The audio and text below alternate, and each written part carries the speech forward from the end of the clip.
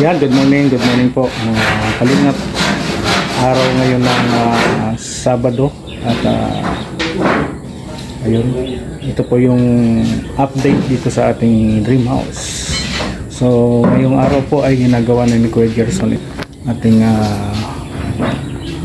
overhead na po, bar counter. Ito, ayan, gagawin na po yan ngayon at ayan, ginagawa niya na yung kahoy. Yan yung kahoy na gagawin ng overhead. So, ayan, skill po kailangan dyan skill na tanging karpentero lang ang makakagawa. So si Kuya Gerson ay lahat, plumbing, electrical, lahat po. Ang hindi niya lang po kayang gawin na eroplano, eroplano lang hindi kayang gawin. Ayan, siyempre si Kuya Tolits ay ito naman ang kanya. Ayan, dahil tulad nung sa kabila, ayan kita nyo naman, 6 po yan, 6 ang binao naming bakal dyan sa poste, pero 2 lang po yung present, absent yung 4. So saan kaya nagbulakbol yung 4 na yun? Kaya titrace namin yan ni Kuya Tolits at isasali namin dun sa sa parlina na yun, sa channel bar. Sasali namin dyan yung nawawala. So kapag hinagupit ito ng malakas na bagyo, yung super typhoon, tutupi po yan sa bigat ng bubong, at syempre mga makakapal yung bakal na nilagay natin dyan, tapos 2 lang yung may mahawak sa kanila, tutupi po yan. Ayan tingnan nyo kung nasaan yung sunod. Ayun yun, layo, buti pa yun 4, 6 yan may 4 dun. So yun pagdating dun sa dulo, yun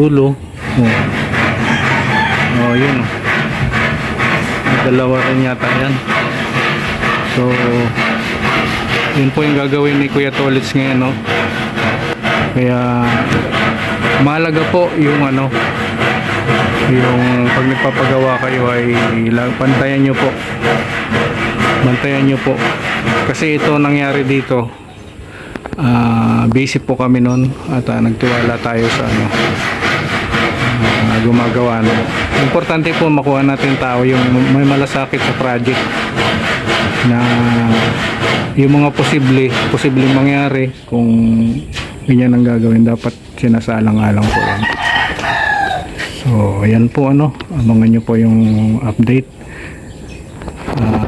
Asintadaan din yan ni Kuya Tolits. At ayun pinagawa ni Kuya Gerson. Ayos na po yan pinalitadahan na yan ni Kuya Gerson kahapon. Ayan, pinalitadahan na yan. Ngayon overhead na po siya, overhead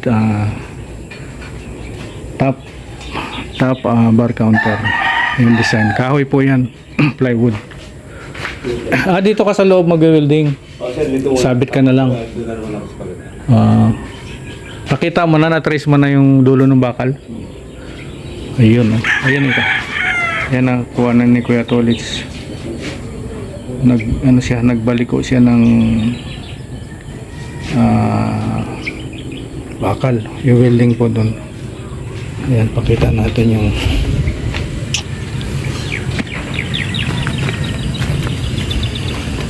itong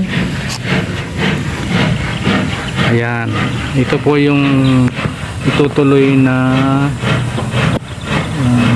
sintadahan po yan. Yan, lalagyan ng hollow blocks yan pag ganun, tulad nung ginawa dito sa kabila.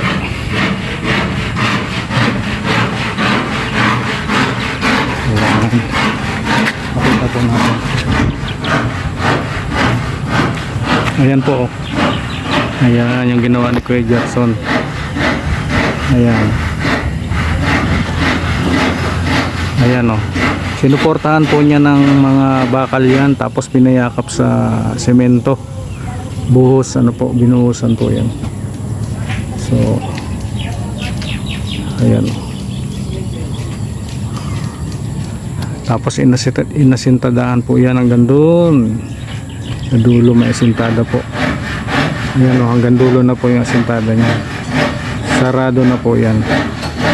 Ayan o. So, ganyan din po yung gagawin doon sa kabilang side, ano po, ng ating dream house. So ayan po, ano, yan po ang tasking nila ngayon. Ang ginagawa ko po sa kanila, pagpasok nila sa umaga, binibigyan ko na sila ng assignment, ano po, yung project nila gagawin. Halimbawa, tapos ni Kuya Lito yun ng half day, yan, taas na yan. Ang ipapasunod ko sa kanya, ito na tayo. Ayan, ito na yun, palitadaan na yun at pupormahan na yung bintana. So yan po, ano, yung mga project natin after nyan. After doon, ano, dito tayo sa side na to, palitadahan yan, side na yan. Then ang next target dyan, itong kabilang side, kasama na yung hamba, yung concrete hamba niya, pintong, yung number 1 room. Ayan. Tapos bukas pala ang project nila, half day sila bukas, araw na linggo, ay papaasintada ko sa kanila. Ito, papasintada ko yun, yung side na yun, kasi nagtatayo na si paring Agol dito. Itong side dito. Uy, bukas palagyan ka na ito. Gawin na namin bukas. Ha? Mapasok ka. Ito, papalitadaan na po ito bukas kasi papa-update ko po kasi makukulong ito. Ang dingding nila ay ayan o. Ito yung dingding niya, no? Ay, ito. Oh. So ganyan lang yan. Hindi makakapasok yung magpapalitada. So firewall yata po ang gagawin ni parang Agol dito. So kailangan mapalitadaan to bukas, ano po, para hindi magipit. So ayan, no? Ito po yung side dito, kabilang side. Ayan, no? At mapabubungan na natin yung aircon dahil tag-init na, baka hindi natin kayanin. Kaya may dumating na bisita, papa-aircon natin. So ito yung mga pedilip natin, oh. Ang mahal po nito nung pandemic, mga pedilip yun, tinanim ko dyan. Pedilip pig, pamilya po yan ng pedilip pig. So lagi dito yung ano, laging may dumadalaw ibon na maya dito. Tuwing umaga yan, andyan sila. Ayan, dumadalaw dito sa bakura natin tuwing umaga. Ayan.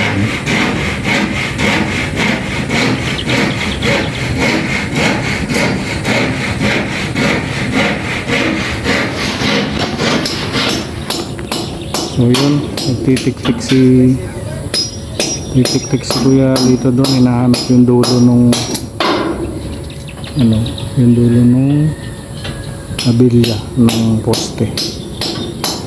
So yun, pagpapalitada pala niya, layo ng habol doon.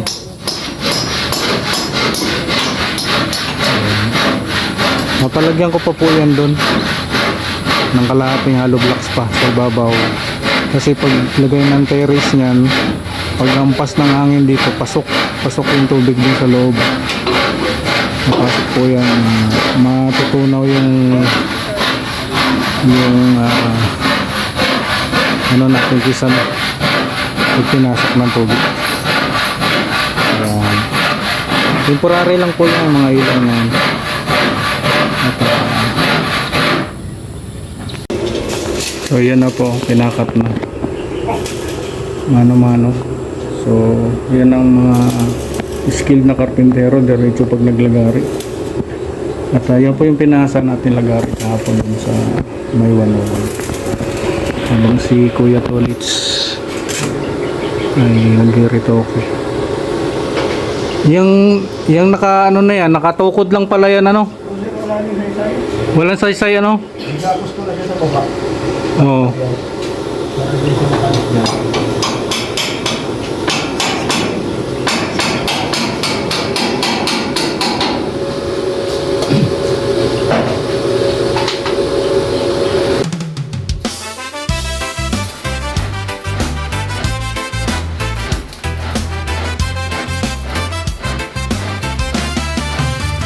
Sa bawat kanto ng daan, may kwento ng pangarap. Mga matang napagod na sa hirap na di malusaw. May batang nakangiti kahit kumakalamang tiyan. May nang lumalaban pa kahit mundo'y mabigat na naman. At sa likod ng kamera, may pusong nagmamahal. Hindi para sumikat lang, kundi tunay na magtaguyod at magmahal. Ako si Red Novelo, handang tumulong, maglingkod sa tao. Boses ng walang boses, kasama sa bawat pagsubo. Sabay-sabay tayong hahakbang, hawak kamay magtutulungan. Dahil panata ng puso ko't isipan, walang maiiwan sa laylayan ng lipunan. Hindi hadlang ang kahirapan para magmahal. Sa munting paraan may pag-asang magagalaw. Konting tulong, konting oras, malaking pagbabago. Kapag nagkaisa tayo, sisikat muli ang araw na bago. Hindi ito palabas lang, bawat luha ay totoo.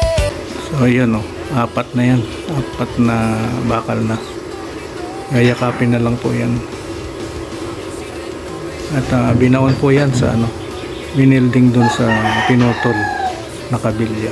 Ang boses kasama sa bawat pagsubo. Sabay-sabay tayong hahakbang, hawak kamay magtutulungan. Dahil panata ng puso ko't isipan, walang maiwan sa laylayan ng lipunan. Kung saan may sakit,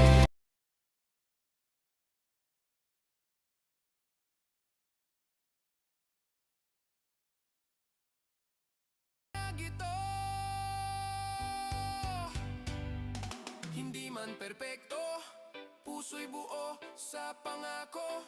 Lagi mong kasama, kaagapay mo ako. Ako si Red Novelo,